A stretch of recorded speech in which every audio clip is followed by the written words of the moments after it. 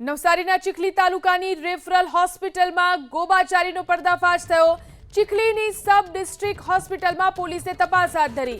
ઓડિટની ટીમે sub district હોસ્પિટલના તાબામાં આવતા સીએચસીમાં શરૂ કરી તપાસ। ગાંધીનગર આરોગ્ય વિભાગની ટીમે તમામ દસ્તાવેજોની તપાસ શરૂ કરી।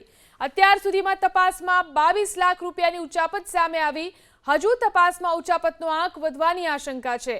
ગાંધીનગરની ટીમે અત્યાર સુધીનો અહેવાલ ચીખલી પોલીસને સોંપ્યો છે।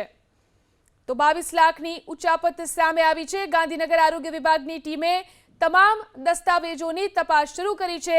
ચીખલીની રેફરલ હોસ્પિટલમાં ચાલી રહી હતી ગોબાચારી।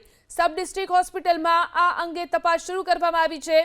હજુ તપાસમાં વધુ ઉચાપતનો આંક વધવાની આશંકા સેવાઈ રહી છે। ચીખલીની સબ ડિસ્ટ્રિક્ટ હોસ્પિટલમાં પોલીસે તપાસ હાથ ધરી।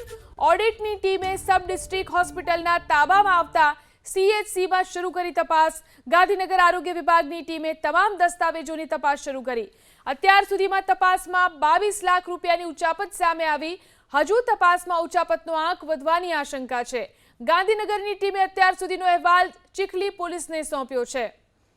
તો 22 લાખની ઉચાપત સામે આવી છે। ગાંધીનગર આરોગ્ય વિભાગની ટીમે તમામ દસ્તાવેજોની તપાસ શરૂ કરી છે।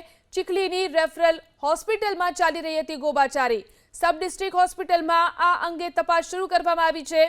હજુ તપાસમાં વધુ ઉચાપતનો આંક વધવાની આશંકા સેવાઈ રહી છે।